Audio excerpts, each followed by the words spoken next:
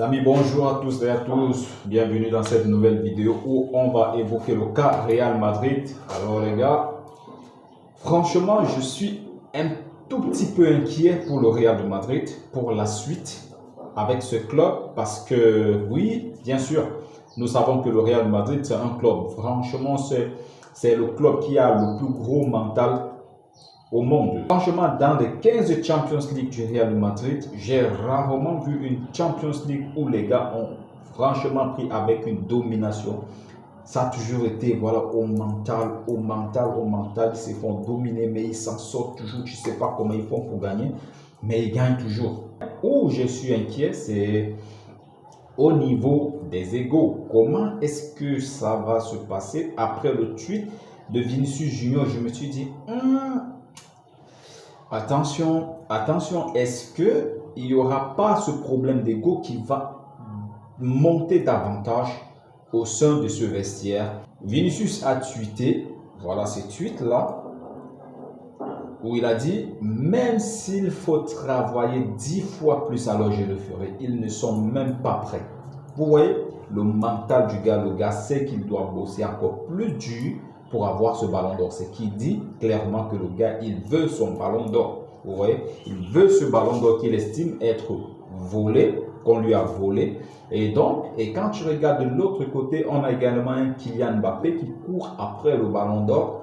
Et lui également, il a besoin de ce trophée individuel qui est le ballon d'or, qui est la récompense ultime de chaque footballeur individuellement. Voilà, le ballon d'or.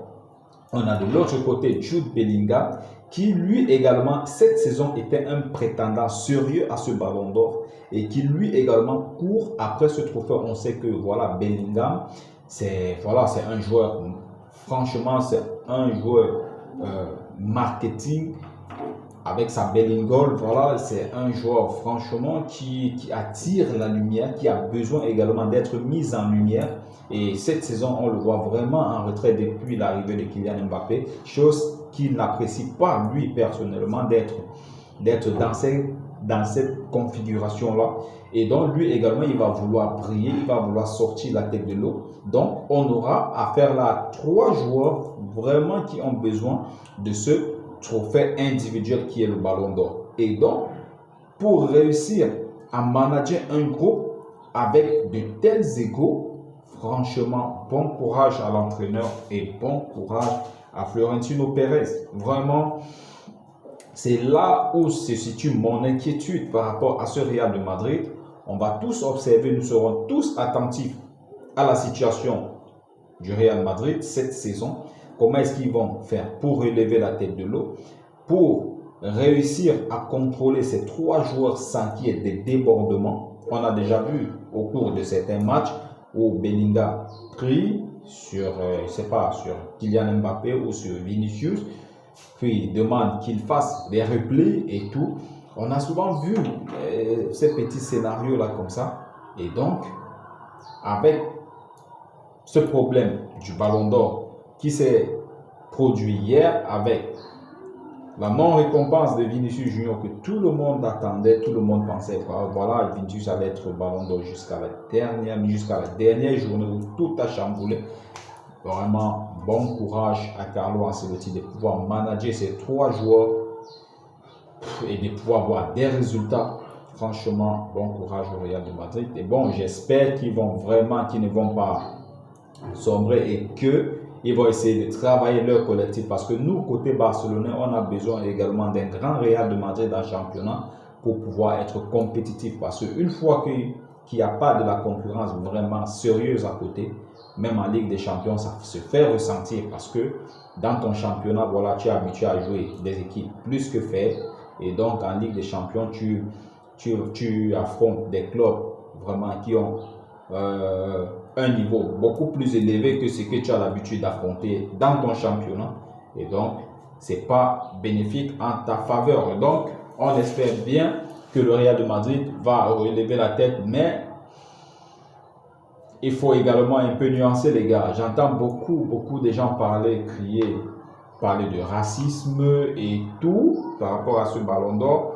Moi, comme dans la vidéo précédente, j'ai dit pour moi, Rodri Ballon d'Or, pour moi, c'est pas aussi un scandale que ça. C'est pas scandaleux pour moi. Franchement, Rodri, il mérite également ce Ballon d'Or. Ben, c'est juste qu'aujourd'hui, le football aujourd'hui a tendance à récompenser les joueurs offensifs, les attaquants.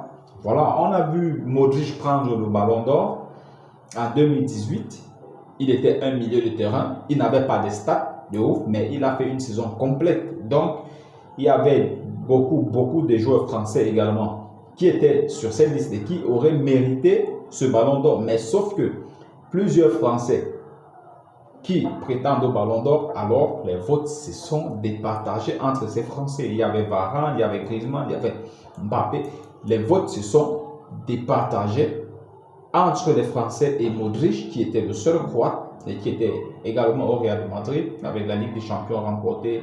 Voilà. Donc, vous voyez que les votes sont allés plus du côté de Luka Modric, qui a eu ce Ballon d'Or, qui n'était pas côté statistique, il n'était pas, voilà, il n'avait pas fait une saison statistiquement ouf, mais l'impact que le gars il a eu au milieu de terrain, du côté du Real et du côté de la Croatie, vraiment c'était ouf, c'était à saluer. C'est la même chose avec Rodri aujourd'hui, qui pour moi c'est un joueur.